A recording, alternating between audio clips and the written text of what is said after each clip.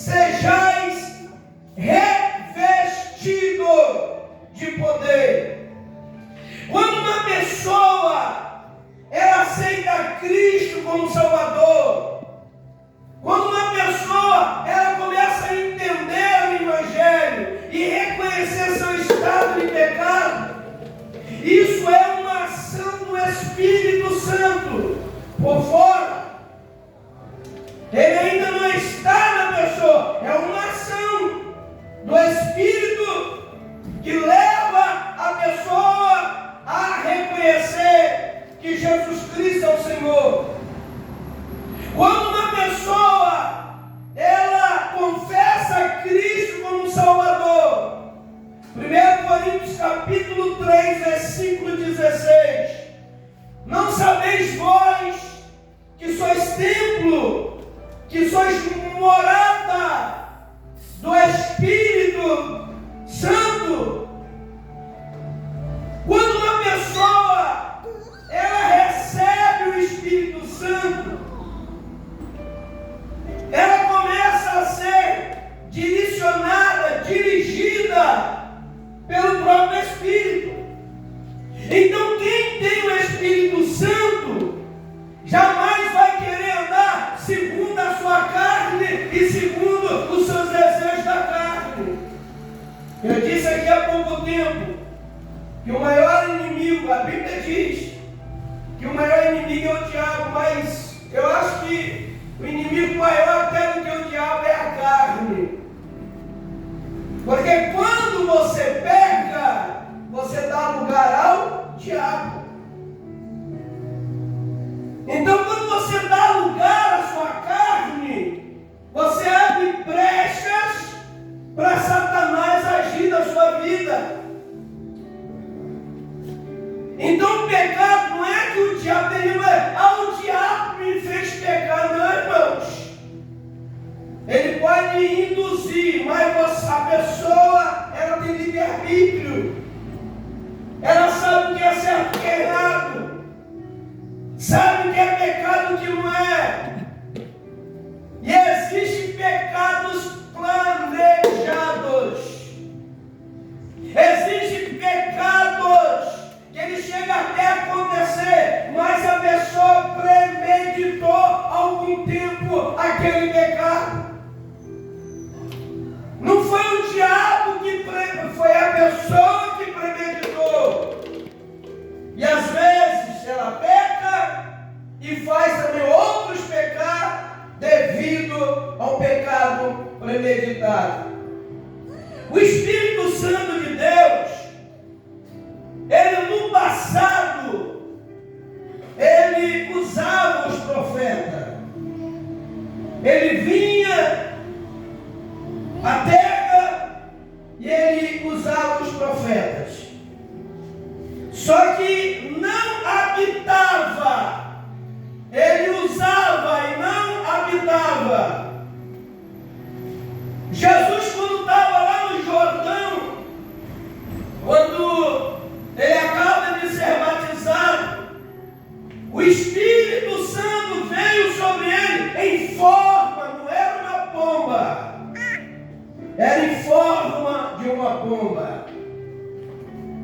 Uma pessoa até pergunta, mas pastor, por que em forma de uma pomba? Porque até hoje, mundialmente, quando você se fala em paz, o símbolo é uma pomba.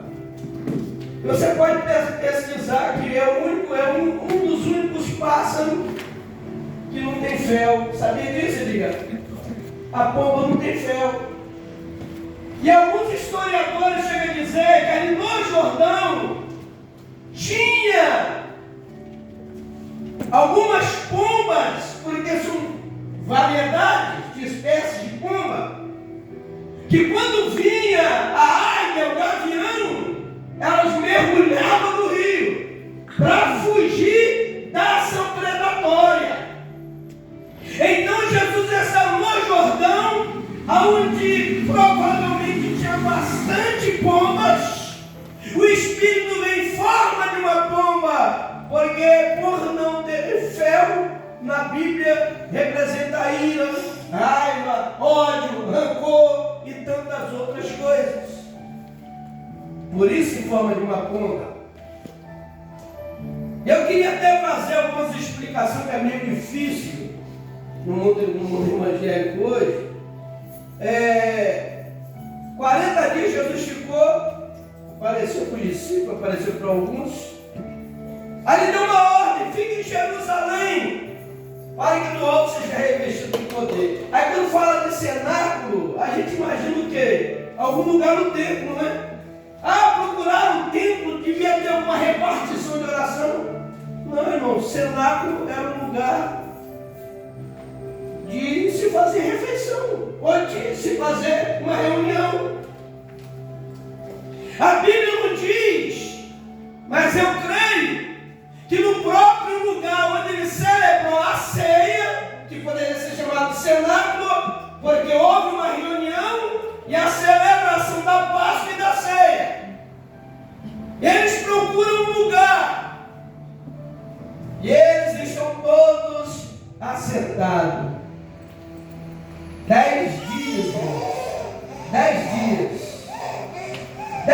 dias orando de dia e de noite. O apóstolo Paulo, não me lembro de cabeça agora o versículo, ele cita que tinha 500 discípulos nessa reunião. 500. E eles estavam orando, porque Jesus não disse, olha, daqui a 3 dias, 5 dias, 8 dias, Jesus só falou, ficai em Jerusalém até que do alto sejais revestidos. Então eles já tinham o Espírito Santo, mas uma ação por fora. Eles precisavam ter o Espírito Santo dentro deles. Eles precisavam ser guiados.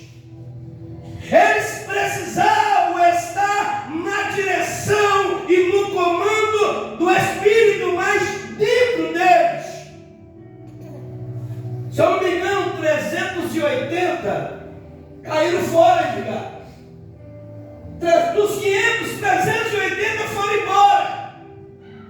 Quando o Espírito Santo ele veio, não era só os discípulos de Jesus, tinha 120 homens, 120 discípulos orando.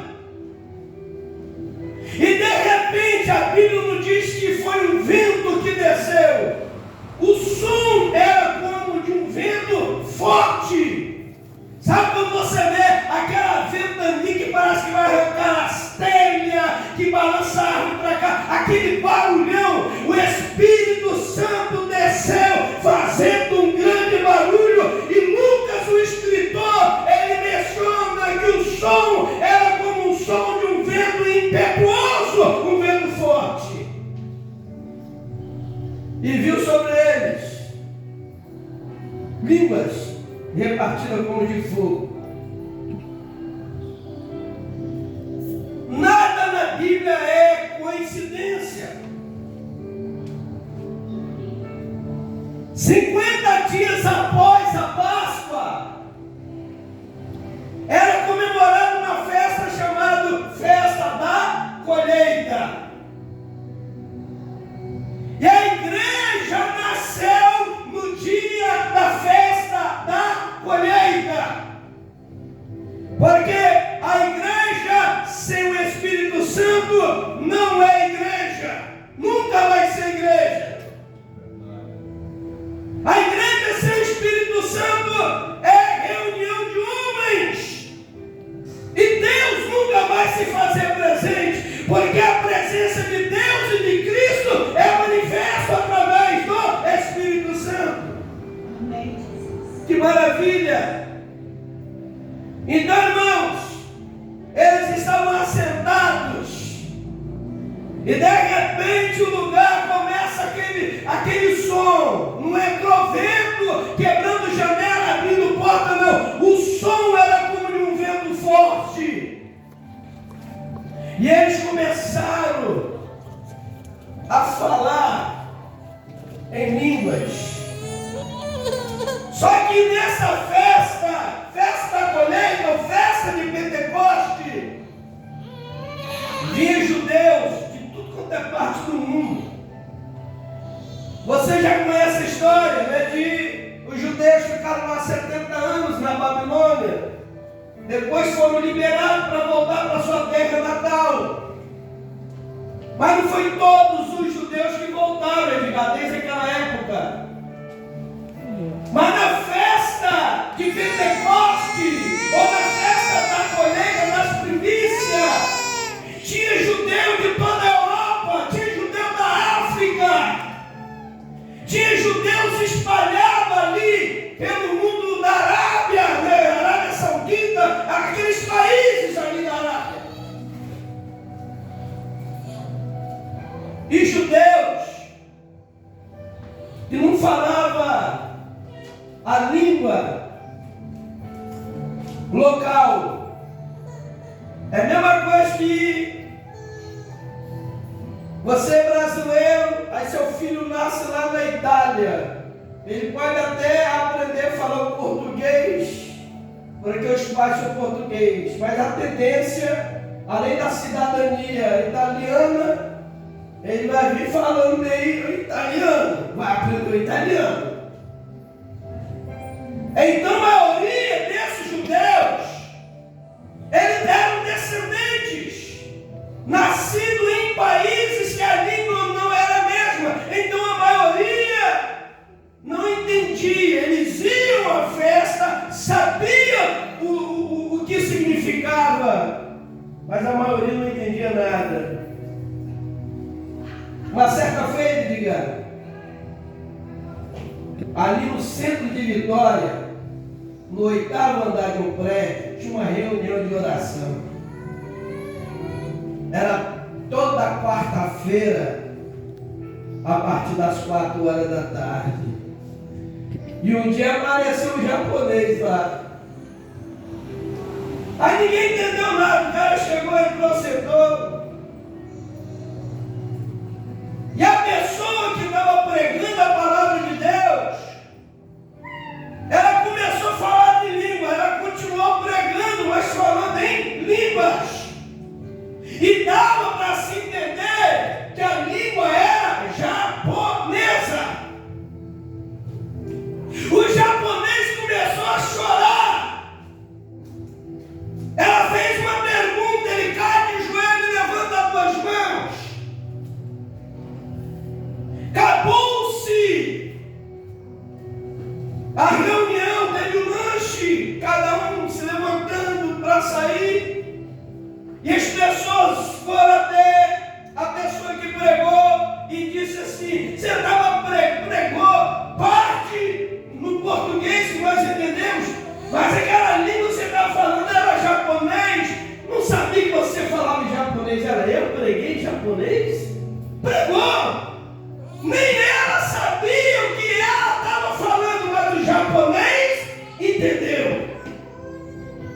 6 meses depois, na mesma reunião, 15 japoneses, 15, entrou por aquelas portas, participou do estudo. Ninguém pregou em japonês mais, porque junto com ele tinha um tradutor. Ele falando, o tradutor passando para as pessoas que ali estavam, ele contando o testemunho que ele veio do porto de Vitória, saiu, na realidade estava procurando as mulheres da vida, porque marinheiro, e foi parar, alguém convidou ele, e ele subiu com aquela pessoa. E ele falou que ele entendeu tudo, como Deus usou aquela irmã para falar com ele. Além de Deus falar, revelou a vida dele. Ele aceitou Jesus e lá no Japão arrumou uma Bíblia com a língua que ele entendia e começou a pregar e a contar da experiência que ele teve no Brasil. E aqueles 15 que estavam com ele eram amigos do navio que ele também tinha. Ele tinha ganhado para Jesus. Amém, Jesus. Então, irmãos, naquela festa tinha judeus de tudo quanto é lugar. Você vê que quando a ação é por fora, não consegue mudar ninguém por dentro. Mas quando a ação é por dentro, muda. Porque o Pedro, o perigoso, que só andava com espada, o brigão, quem é que levanta e ganha 3.000 almas para Jesus? Ali nasce a igreja. No dia de Pentecoste, no dia de colheita, ele ganha aquelas almas. E aqueles homens que vinham de lugares medos, Pérsia, África, continentes distantes, diziam: eu estou entendendo o que fulano está dizendo, eu estou entendendo o que Bertão está dizendo. Então, irmãos, quando aqueles discípulos receberam o Espírito Santo de Deus, eles não ficaram falando línguas como a gente vê nas igrejas que ninguém entende. O Espírito de Deus sobre a vida deles usou a boca deles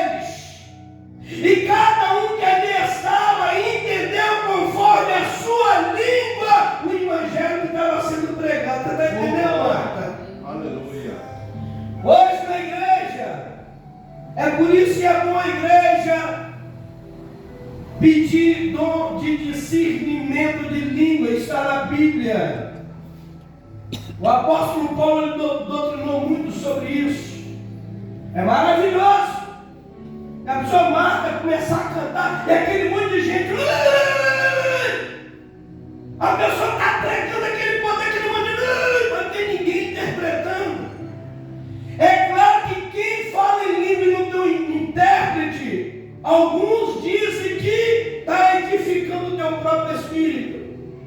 Mas o certo é, onde tem línguas estranhas, tem que ter um intérprete. Ou a pessoa fala e interpreta, ou alguém que tem dom de interpretação, interpretar o que o Espírito de Deus está falando à igreja. O pastor foi pregar na igreja, daquele que prega, que sacode. Ele começou a falar em línguas.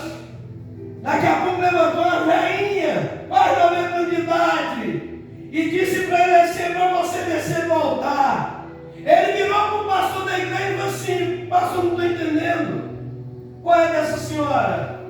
Aí ela falou assim: eu interpretei as línguas que você estava falando. Você falando em línguas.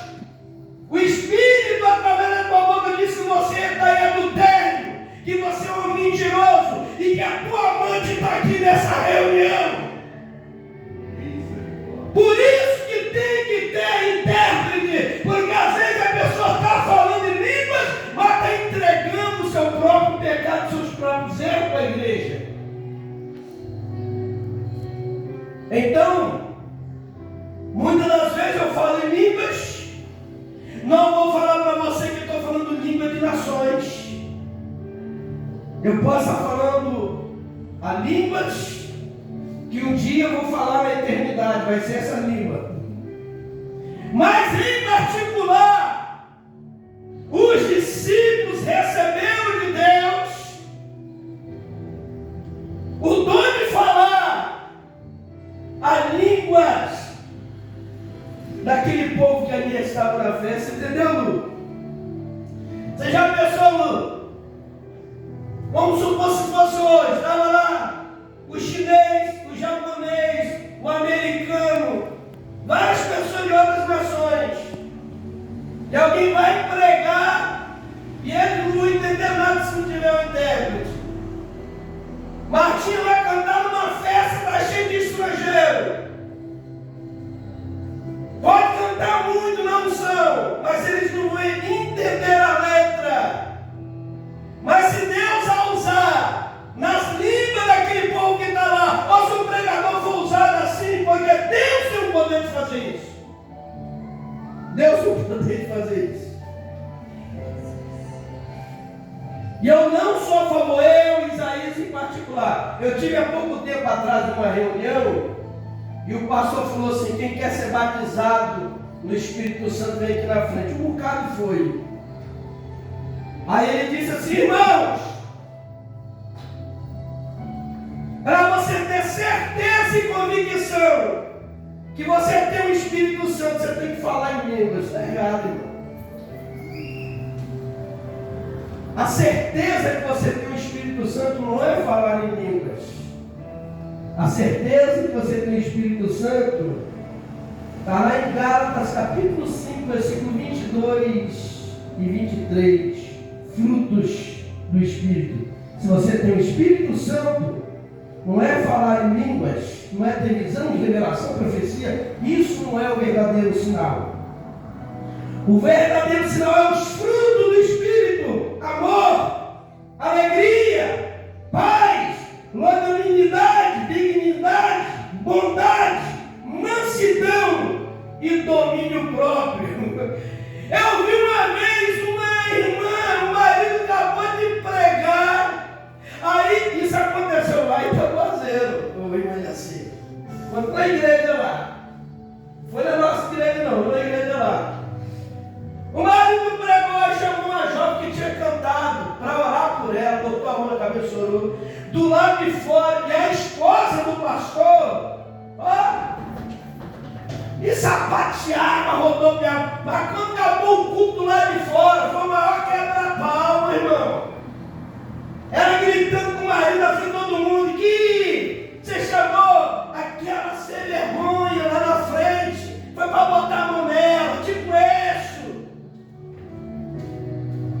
Sapatear, jogar a cadeira pro alto, isso é emocionalismo.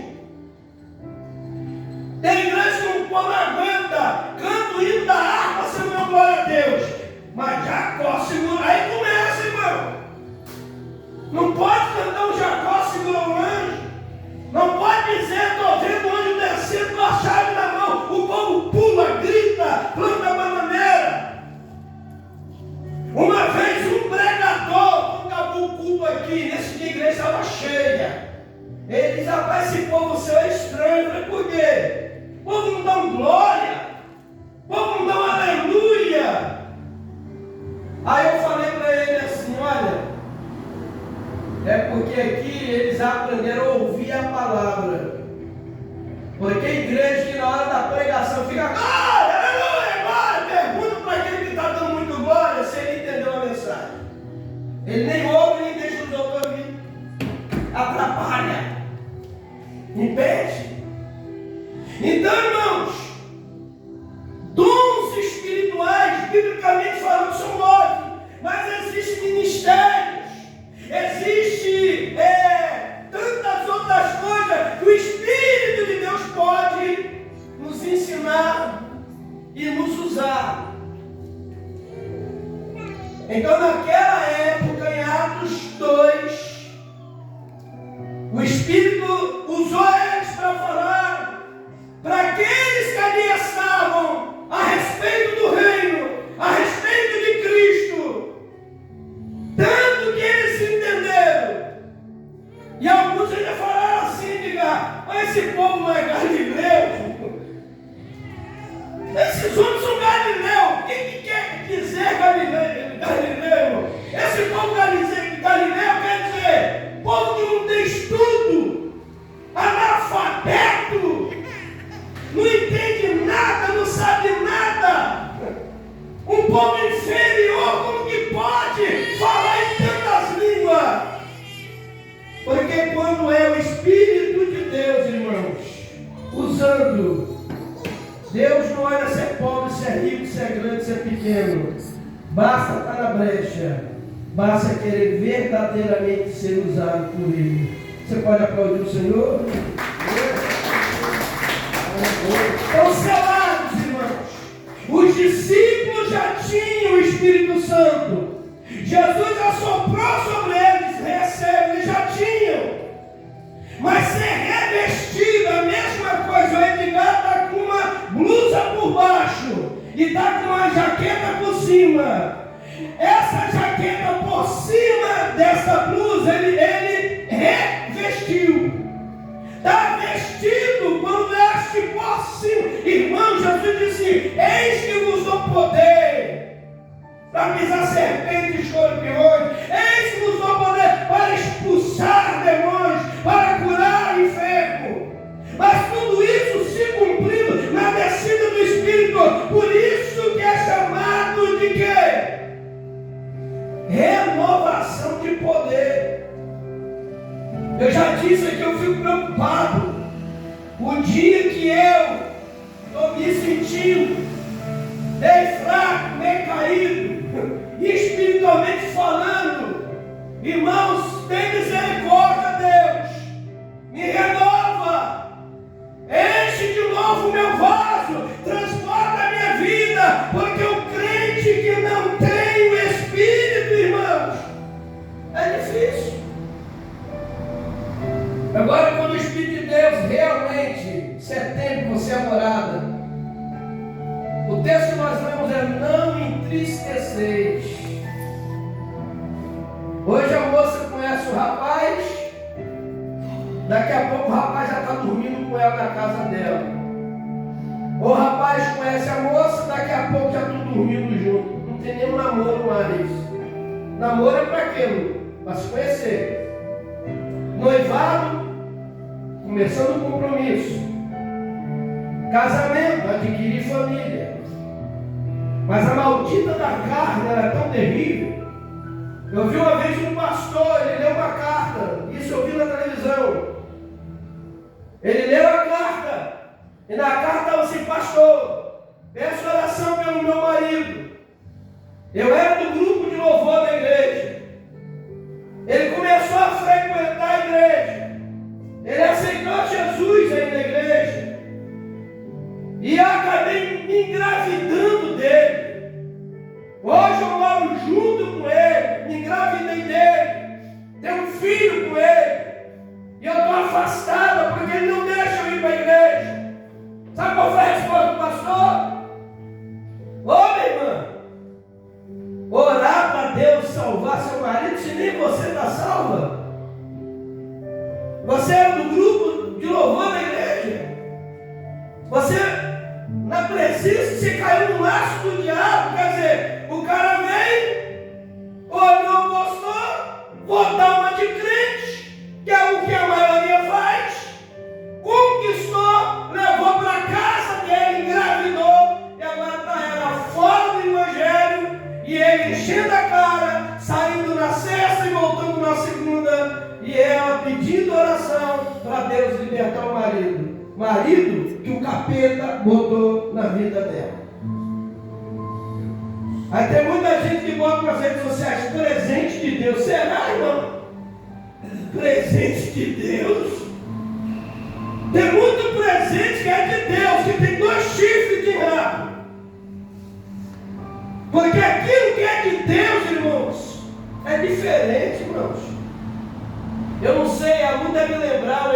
Vocês já lembram? Uma terça-feira, fechando a igreja, trouxeram uma mulher. Alguns não viram porque foi embora, mas conheceram ela. A mulher manifestou os demônios feios aí. Ela estava numa igreja lá em Camburi, capeta pegou ela, quebrou tudo lá, mandaram ela para casa. Então ela quebrou tudo em casa, vamos levar ela no Isaías. Os demônios pegou aqui. Durante 3 semanas o demônio pegou nela. 3 cultos, né? O demônio pegando. Aí um dia eu conversei com eles, eu disse: vocês são casados? Não, a gente mora junto. Falei para ela: você quer se libertar desse demônio? Ela: quero. Ele tem que voltar para a casa do pai dele. E você ficar na sua casa, é sua, é dele, você é minha. Então fique na tua casa. E ele volta para a casa dele. Vocês marcam o casamento. Depois vocês se casar, aí vocês vão voltar a viver junto. Vocês acham que eles ficaram com raiva, irmãos? Não. Teve um dia que ela chegou aqui com ele e disse assim: pastor, a gente quer se batizar. Falei assim: mas na vida que vocês estão levando não tem como não. Ele já está morando com o pai dele e eu estou morando na minha casa. Acaba o culto, ele vai para a casa dele, eu vou para a minha. Aí eu falei assim: não, vou esperar vocês casar primeiro. Eu fiz o casamento dele. Eu tenho certeza que não estava lá, foi lá na igreja do pastor Menegildo. A Verônica, mas o marido, vocês não lembram disso? Né? Vinícius Verônica. Eu fiz o casamento deles. Pergunta se manifestou capeta mais. Não, irmãos. Pessoas que não entendiam o evangelho, pessoas que iam à igreja, mas não sabiam que era servir a Deus, mas quando eu falei, eles entenderam. Hoje não, irmão. Hoje tem crente que está fazendo ao contrário. Não tem como o Espírito de Deus. Se o Espírito de Deus sai, entra o diabo, irmãos. A gente tem muito cuidado com o Espírito de Deus não sair das nossas vidas. Amém? Vocês entenderam? Amém. Então o Espírito de Deus, quando ele for fazer alguma coisa em prol da tua vida, Marco, toma a direção das coisas, sentimentalmente falando. Porque se você for fazendo as coisas do seu coração, você vai quebrar a cara hoje, quebrar a cara amanhã, quebrar. Eu me lembro que Deus já usou pessoas aqui no tempo de Deus, ele vai te honrar. Só que não se bota os bois nas frentes das carroças, não. Espera o tempo de Deus. Porque é melhor o que vem de Deus do que aquilo que vem como bandeja. Eu já falei aqui que o capeta não vem de chifre de rabo.